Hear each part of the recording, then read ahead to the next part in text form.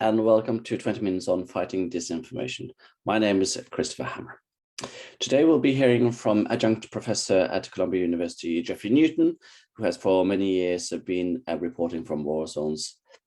He's been producer for 60 Minutes for 14 years, primarily covering hotspots around the globe. He was the first senior producer for Vice HBO's groundbreaking weekly news magazine, and afterwards Newton was hired as a senior producer by National Geographic to help run its 8-part documentary series Chain of Command, which focuses on US military global fight against violent extremism. Newton has reported from some of the most dangerous hotspots, including Somalia, Iraq, Afghanistan, Bosnia and Kosovo, and has received a long series of awards for his work. We are particularly pleased that Jeff has been able to find the time and agreed to speak to us this morning, given that his close colleague and friend Brent Renaud was tragically killed in Irpin, Ukraine, Sunday of last week. Jeffrey, we are looking forward to hear about your experience from reporting in the field. Thank you very much for having us and having me, and I appreciate it. I'm particularly interested in subject matter, obviously, because it's something I've been doing my entire career in war journalism. I first covered my first conflict when I used to be a newspaper reporter, so I started out in print, and I covered my first conflict in Bosnia in 1992 at the age of 24, something like that. And it was obviously a strange time and a strange place, because when you first start covering conflicts, you don't really know what you're doing. Nowadays, I'm 54 years old now. So when you first start covering conflicts way back then, they didn't have a lot of these hostile environment training courses.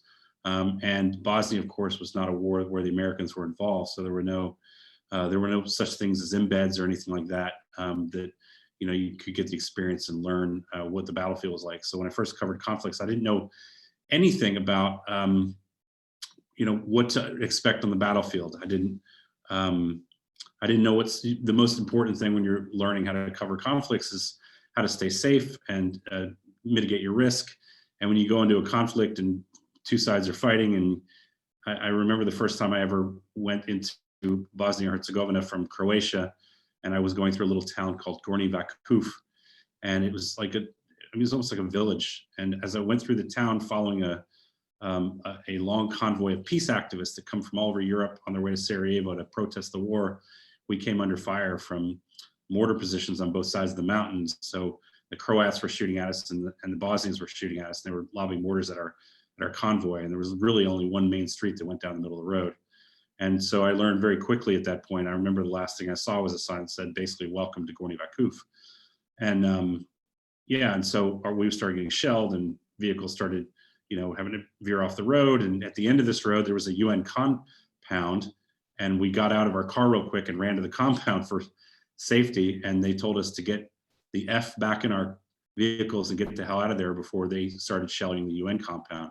So I realized the strength of the UN. So we left, and about half an hour later, as we went up this big hill into Bosnia, we came across a checkpoint, and I got dragged out of the car, held on my hands and knees, and told they were going to shoot me because they thought we were Croatian spies. And my counterpart, who was with me, who worked for another magazine, convinced them that I wasn't a spy by ripping the Croatian license plates off the front of the vehicle and handing them to him, saying, how can we be a spy? You don't like the license plates? Here, you keep the license plates. And these guys started laughing, and they searched our car, found some alcohol. These fine young Bosnian Muslims did shots with us, and they sent us on our way. And that was my first day of covering a conflict. I admit it was highly unusual, and it's not usually the way it happens, but I had like a nervous breakdown, like literally the next morning when I had to contemplate leaving from a little town called Zenica and going into Sarajevo from there. And it was terrifying. I thought, well, if what I've just faced in the last 24 hours is what I'm going to face all the time, do I really want to do this job? Wouldn't I be happier going back to the United States and covering city council meetings? But I pulled myself together and figured out, if this is really what I want to do, I have to face these fears now, and I can't be crying on the steps of a intercontinental hotel, whining about how tough my life is when there's people that I'm supposed to be learning about and reporting on that are having it 10 times worse than I was. So that was kind of like my introduction to it. And, it's sort of a long career of I don't know, 28 years or something of doing this around the world. I went from print to broadcast, and from there, I really was working as just a reporter who covered a lot of U.S. military installations, and I would go around the world with these units, and there weren't a lot of wars there for a few years, so I ended up covering like the military infrastructure and big bases and Pentagon budgets, and that was still interesting because you were covering the corruption of the inside of U.S. government. So it was great. And then we started going places, and then I was still all around the world with the U.S. military, and then 9/11 happened, and it kind of changed everything for a lot of people. And I had more experience than most, and so my newspaper sent me to Afghanistan. Make a long story short, that was the beginning of a long sort of career.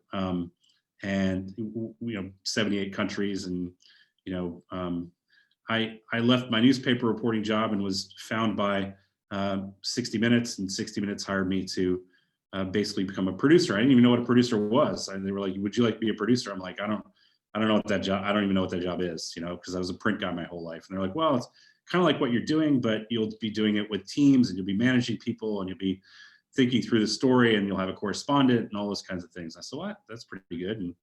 And so they hired me to do that, but I was really new and getting lucky enough at 60 Minutes to learn around professionals who really know what they were doing. So they were getting something from me, and then I really understood the U.S. military infrastructure and how they fought conflicts, and I was getting something from them, sort of like a crash course, sort of like a master class in how to become a television producer from people who did it better than anybody in the United States. That was kind of what I did, and first went to Afghanistan for them, and then to various places. There was a time in my career when I was only going from Afghanistan to Iraq, to Afghanistan to Iraq, to Afghanistan to Iraq, and I would go home for like 2 months a year. And so I met Brent along the way, sort of like halfway through my tenure at 60 Minutes.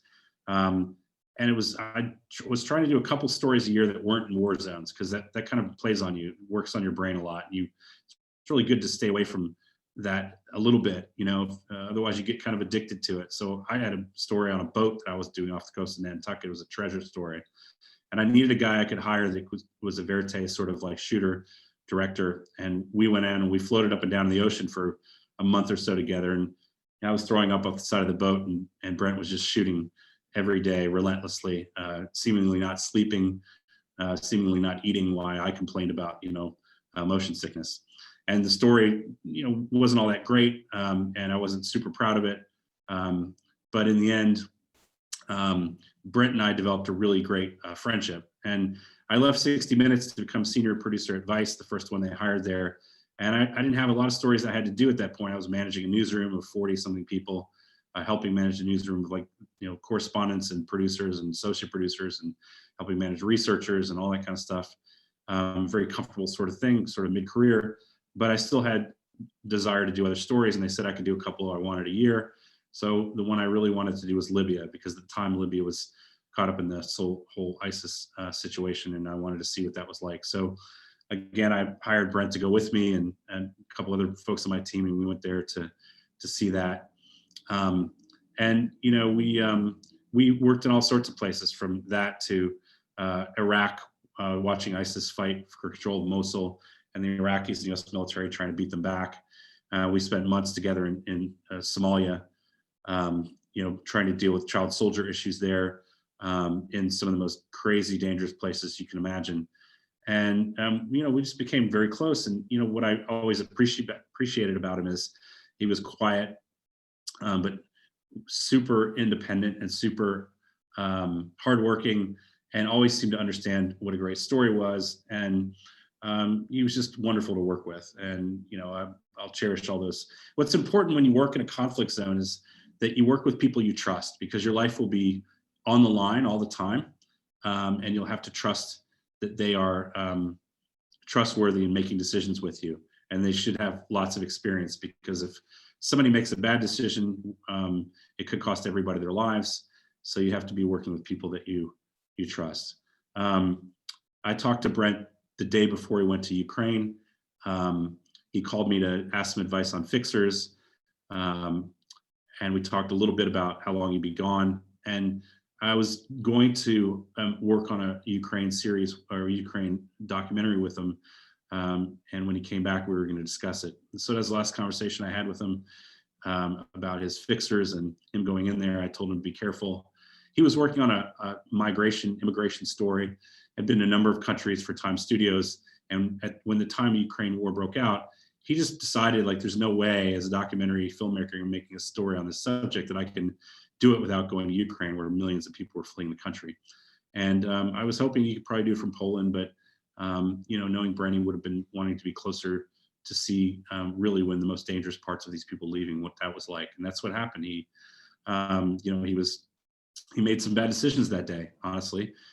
He left his fixer and driver and went with a local driver to go to a nearby bridge because his fixer and driver didn't want to do that. He was with another guy who used to be my graduate student at Columbia, a guy named Juan Arredondo, and Juan followed him. And that's when they were hit by the Russian sniper fire. And, Brent was hit in the head, and Juan was hit in the backside and abdomen. And the rest is sort of recent history. So, there are no easy ways to deal with the loss. When you cover these kinds of things for a living, you accept your own mortality very early on, or you get out of it. It either drives you to want to do it more and accept your own mortality, and that you've had a wonderful life doing things that most people never get a chance to do and see and discover. You get to see news happening in front of you that most people have to watch on CNN or whatever. But there's a lot of risk, and you have to learn to mitigate the risk, and you start learning that very early on. Otherwise you get killed or you leave, you quit the business. Some working in the field, one of the big things that you guys are interested in is understanding how you verify information in the field and ensure your trustworthy reporting. I think the most important thing to know is that the best way to witness what's going on, I mean, if you're a broadcaster, you can't be like a print person. You can't just pick up the phone and call a million people. You are telling a story in most cases that you have to see, and you have to visualize, and your viewers have to see. So there's no escaping getting close to things that are happening. If you're in a combat zone and you're 1,000 meters away from a firefight and you're not filming it, you're not witnessing it, and your viewers can't witness it. So you might think you're really close, and you might be completely in a very dangerous area, only being 1,000 meters away, but you feel like you're on the moon because you're not getting close enough to witness it and film it and have your people record it for history so that you can put it in your stories. So you have to learn to get close. You have to learn to read the signs of incoming fire and outgoing fire, and what mortars are and what rockets are, and the sounds of different helicopters and sounds of aircraft and what those things mean. And that is a sensory overload on you, but there is no way around it. If you are trying to get trustworthy, verifiable information, most of the time, especially if you're a broadcaster, you have to be there to see it. And that's and governments, so people will want to allow you to see it if a couple of things are in play. If they're winning, they don't mind you seeing it. If they're losing really badly, they want you to see it because they need help. Somewhere in between is where it kind of, sometimes falls off the rails. If they're losing really badly and they're a big government, they definitely don't want you to see it. So in the case of Afghanistan, for instance, there were media embeds in Afghanistan for a long time, and you could hop on a helicopter, and if you were the right news organization, you could spend weeks with soldiers, and that was a part of the campaign of information. When you cover a war, there are two kinds of war. One's kinetic, and that's where the bombs and bullets are falling on people, and the other are information. You're seeing that play itself out very well in Ukraine right now. Vladimir Putin is the reason he doesn't want media, local, commercial, independent media covering conflicts from inside Russia, because he doesn't want people to really understand what's going on. The Ukrainians would love to have reporters there as long as they can, because they want the world to jump in and help. The US military in Afghanistan wanted media embeds, and they gave them to everybody who was reputable for the first, 10, 15 years of the conflict. And you could go all over the place. But there became a problem with that when the US military started losing ground, and the Taliban started taking over. They didn't want that to be seen because it cut against the message that they wanted, which was, this is not going well anymore. And we're no longer about We're not going to be able to save these people, and we're not going to be able to instill the kinds of things that U.S. democracy wants to instill around the world, which is democracy and girls going to school and independent anything. So you have to be able to kind of look at that situation and see, why do people want me there and why do they not want me there, so that you can evaluate whether information you're getting is accurate or not. From afar, there's friends of mine who run sites that geolocate incidents that happen, so they can look at the pictures before and after to see if something really was dropped on a house or on a building or a school or a hospital. Those are obviously ways that you can work to verify information. And the other thing is there's whole infrastructures in the US military. For instance, they have this place called the Defense Information School, and they put out, hundreds of people a year to help control the information flow. And you have to oftentimes deal with those folks. And sometimes they're very kind and they understand their job is to help Americans understand what's going on in conflict zones around the world, but oftentimes they answer to 2-star, 3-star generals. And those people don't necessarily want everybody to know what's going on. You go deeper into the US Special Operations world, and that's a place where only a select few people can report from. I've been one of those people out on combat missions with Navy SEALs and US Special Forces. In many of these circumstances, if you're out with, say, the US military, I don't know what it's like with your all's Army, but you have to sign these ground rules for embeds. And sometimes they're like 15 pages long, what you will and will not do. And how does that compromise you? Those are things you have to ask yourself. What are you agreeing to report on and what are you agreeing not to? And I would suggest that don't sign anything that you're not comfortable with as a journalist, because if you go against it when you're there, you'll never come back, which is a problem for your news organization. And if you do something, if you sign on to something that you can't live with because it crosses against your ethics or your morals in terms of your reporter, as a reporter, you're going to feel horrible about yourself and not feel like you're doing your job. So be careful what you sign. You're going to have to live with it, and work very hard to try to get people to understand the reasons why you need to report things when you're in the field. I've been in explosions where the bomb blew up the vehicle I was in, and we were alive, but other people around us were, limbs were gone, and you start filming, and you get people come up, literally American soldiers at gunpoint, tell you to stop filming, even though you're embedded with them and you're allowed to film. They just don't want you to see what the Taliban has done by blowing up your car. And so you have to make those arguments. You have to say, look, the reason I'm doing this is because the world needs to understand war, and they need to understand what you're going through, so that when you come home, they understand, what you were having to process. They have to understand the implications of U.S. foreign policy on the troops that they send over there. And you're literally sometimes making these arguments right after an event, so you can continue working. It's a difficult position to be put in, but you have to be really sure of yourself and why you're there. The other thing is independent reporting. Even if you're embedded, it doesn't stop you from, when you leave a place, from getting in touch with people from those local villages or towns who are local and can tell you what they've seen. What has the military done when you weren't there? What has the Taliban done when you weren't there? What are the threats against you on a daily basis? Locals oftentimes will speak more freely when you're not around people of authority. So independent reporting of that nature really gives you a sense of the battle space that you can't get just by being stuck in embeds with, say, the US military or the Norwegian military, if that is your case. So I think that those are all things that you need to deal with. Somalia is a different circumstance. You might not be a country that is totally at war all the time, but when you have a terrorist group running large swaths of the country, the government there doesn't want people to really understand, the ramifications of that, because it might mean a loss of foreign aid, which corrupt governments have a tendency to live off of, and stuff in Swiss bank accounts. And so, they might do things like accuse you of being a spy, and you're reporting independently. You're going and seeing detention centers where there's child soldiers.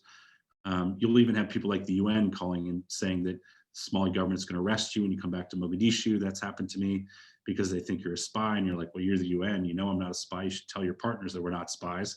They're like, well, I don't really know you. And you're literally fighting with UN agencies that are supposed to be solving problems in these countries, that are a large part of the problem because they don't believe in independent reporting either. So, the public relations infrastructure that is partners with like corrupt Somali governments, for instance, are stopping you from doing reporting on something as simple as telling the stories of child soldiers that were kidnapped by Al-Shabaab and sold into this sort of world of co-opted in this world of being a child soldier, and what that ramifications of that are on these children. And that's the story I was doing with Brent when when I was in Somalia with him. And so you can, and when you come back to the airport and they literally drag you in and say, we're arresting you for being a spy, you violated national security by telling stories about child soldiers and how they were kidnapped from their villages. Can you imagine?